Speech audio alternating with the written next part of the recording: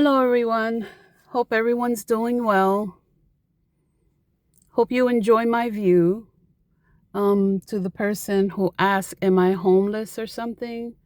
No, I just like to get out in nature. It's a beautiful day, so I decided to enjoy that by myself here by the water at the park. Um, Once in a while, I have a nice little conversation with someone walking by, or sit there by myself and listen to music, read a book, or just enjoy watching the ducks in the water, that sort of stuff. So I want to talk about frequency and how narcissists like to turn up and down your frequency. And in the beginning, a narcissist will find out where your frequencies are, and this is done through your emotions. Now, according to how he can give and take and tweak your emotions, that is how he is gauging your frequency. And in the beginning, they may seem like they're dialing your frequency high in order to uh, make you feel like they're normal or they're good people. Um, as the time goes by, he's turning that dial to your frequency. And that's done through your emotions, through your mind. No one can touch your soul. Where your frequency is already high, your soul, your spirit is waiting for you to figure that out, which is called ascension. Um, so I just want to let me just get into what I mean by frequency. Different types of emotions are basically the different frequency as to who you are at an emotional, spiritual level. So, for example, shame is at, I would say, about a 20, if we want to use numbers in order to describe what I'm trying to convey here. Shame is about a 20. And shame is associated to humiliation and misery. That would be your view of life. The constant shame at a 20 frequency, and the view of life would be humiliation and misery. Let's say guilt. Guilt is about a 30 frequency. The association to that would be blame and evil. That would be your view of life. Always blaming and evil tendencies.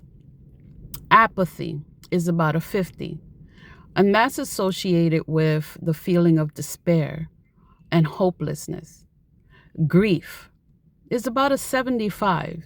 That's association with regret and tragedy. Fear is about 100. Is associated with anxiety and frightening feelings. Desire, because we seek to desire things that the mind believes it needs when you come here already complete, basically. So that's associated with, fear is associated with like anxieties. A fear is about 100 with anxiety and frightening. And desire is about a 125, meaning we in the human form, in the 3D, in the human experience, are consistently craving something and consistently disappointing ourselves. Anger is about 150 in frequency. It's associated with hate and antagonistic. Pride. Pride is about 175, is associated with scorn and being demanding. Now, courage.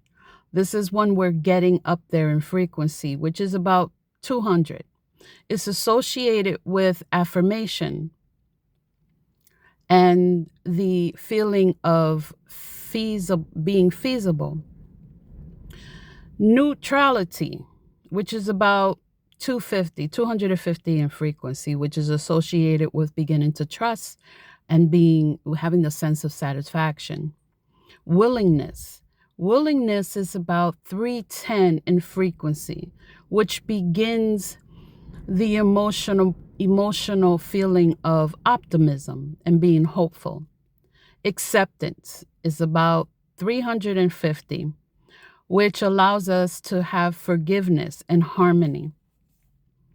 Reasoning, being reasonable, which is about 400, and that's associated with being understanding and having the sense of meaning in life. Love. Love is a whopping 500, and that's associated with reverence and being benign. Joy, happiness, is about 540 in frequency, which is associated with serenity and the sense of feeling somewhat complete. Peace is about 600 in your frequency, which is associated with bliss and a sense that things are becoming perfect in certain avenues of your life. Enlightenment and ascension, when you are awakening, when your spirit is beginning to recognize that you're here for more, the feeling of completeness, which is about 700 to 1,000. And your life view with that would be, it just is.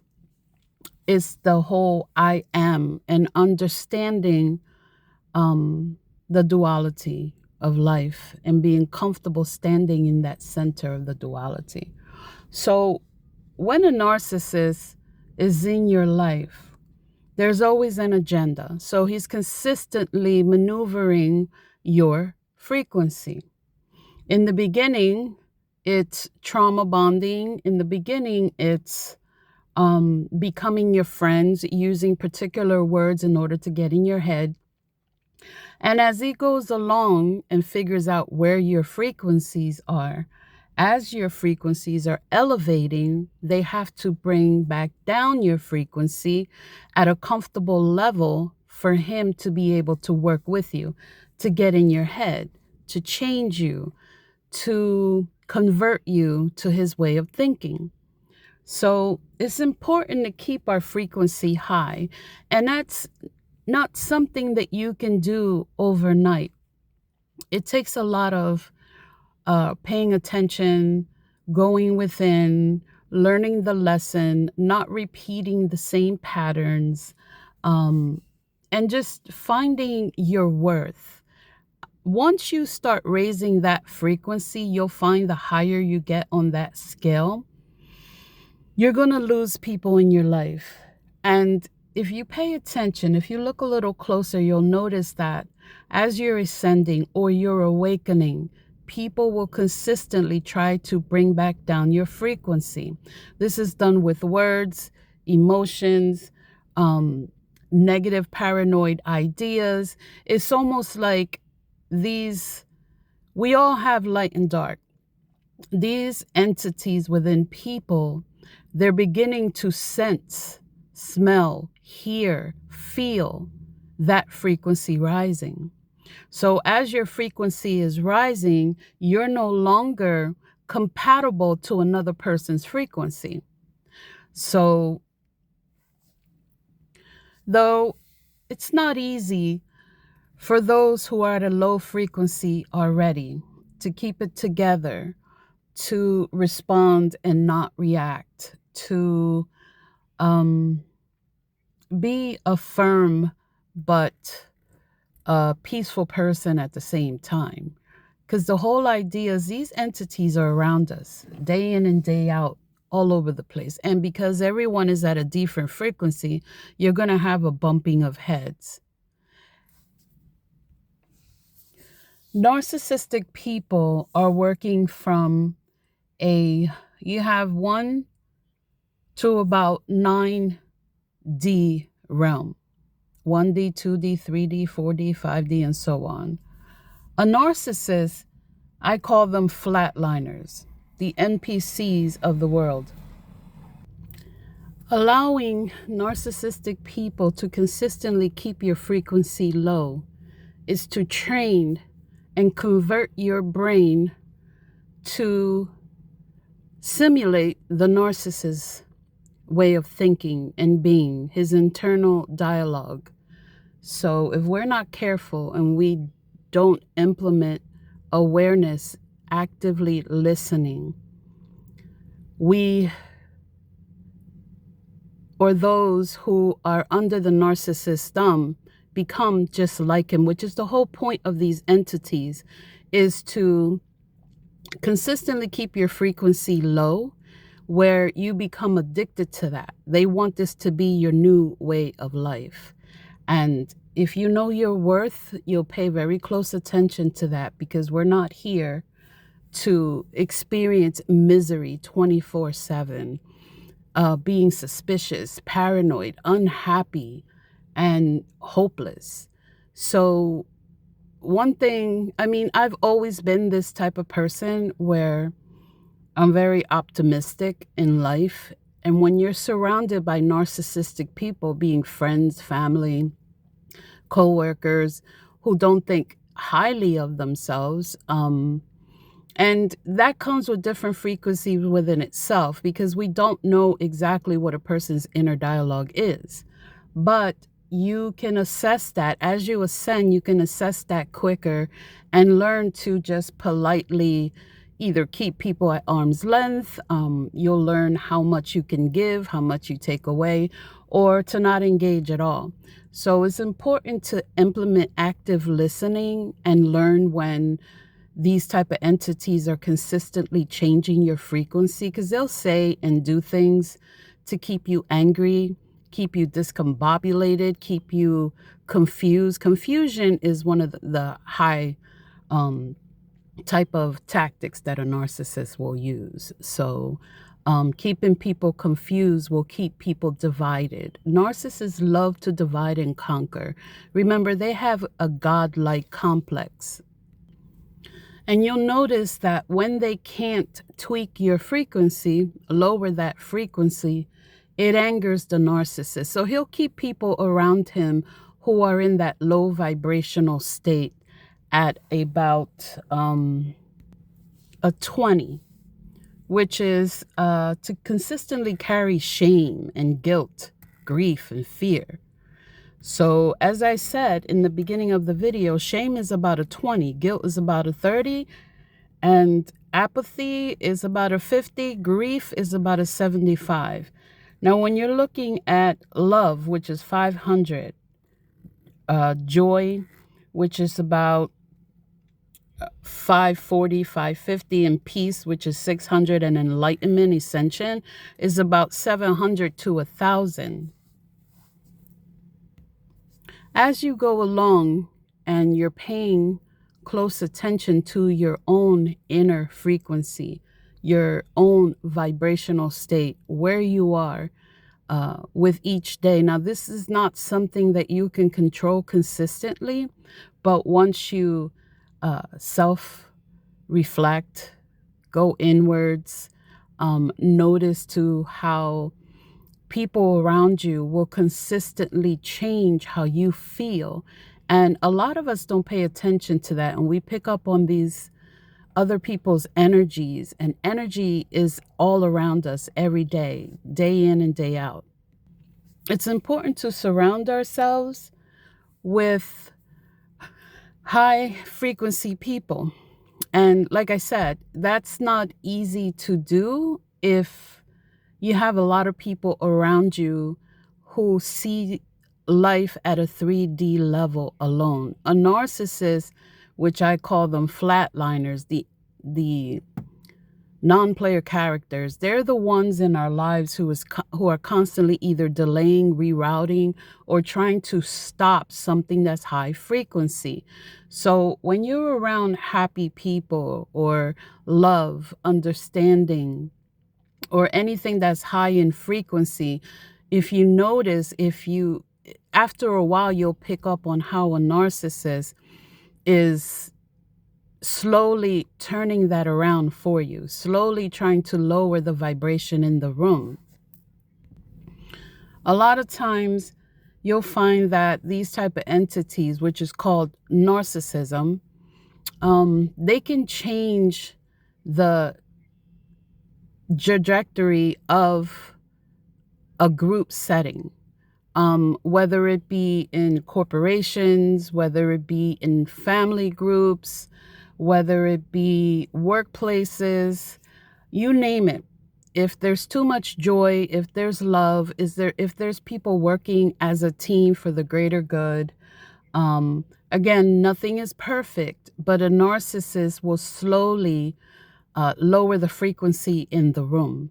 And after a while, because of all the confusion, the lies, and the illusions, people lose track as to where this is all coming from. Before you know it, you have a whole building of people against each other, suspicious of each other, attacking each other, where no one can pick up where the source is. And in fact, the narcissist will make himself the hero. Again, he is the antagonist, then he's the victim, then he's the hero. And because we're not actively listening 24/7, this is how he's able to get away with dividing people, turning people against each other, making people dislike each other, fall out of love. All sorts of positive things start to fall at the wayside, and all negative things will start to rise in the building. So, and this is not something that you can just teach everyone at the same time. So it's important for you as an individual to pay attention to this, because you're here to live out your journey as you design it. So making sure you surround yourself with the right energies is more important than we think.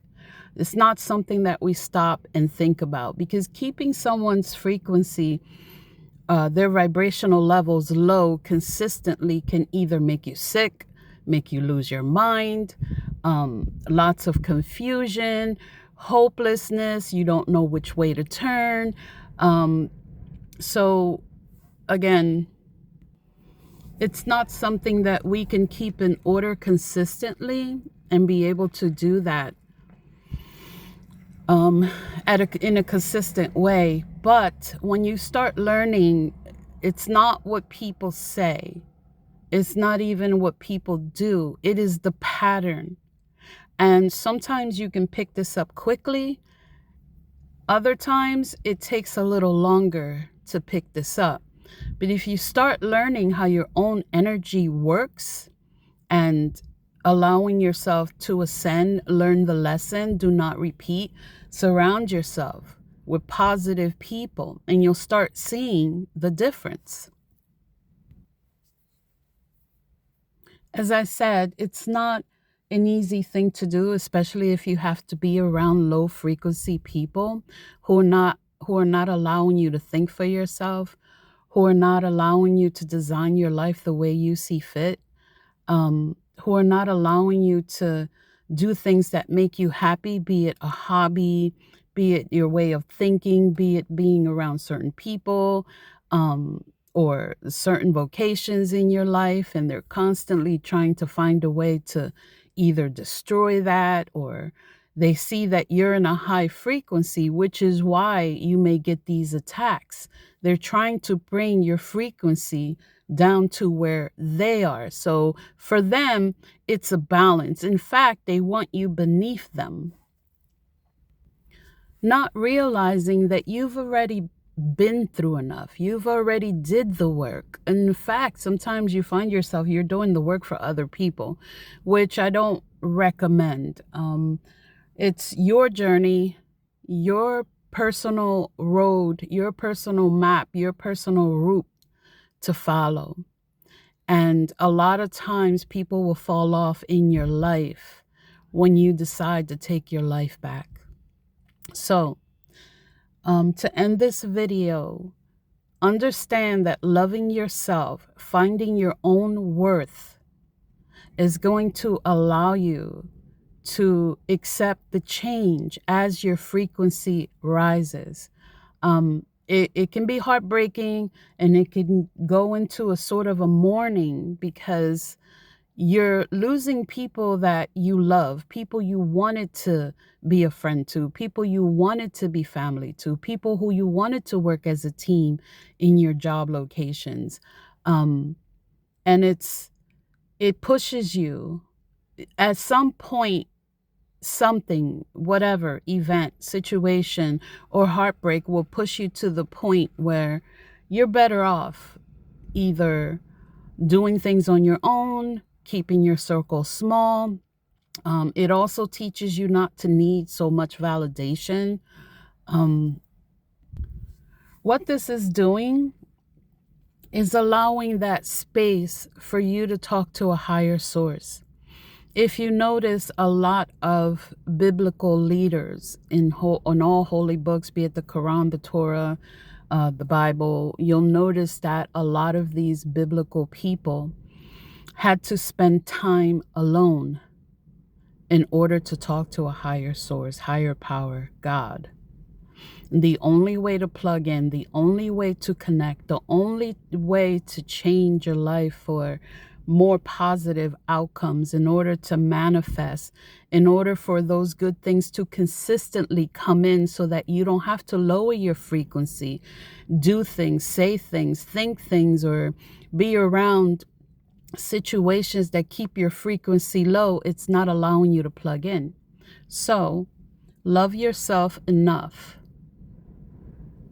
to wait for that time to come in, for that timeline to come in where you will find yourself, maybe with a little less, but is teaching you to talk to God, because we are very distracted by people, places, and things. So at the end of the day, you have to choose yourself. Thanks for joining me. Have a good day.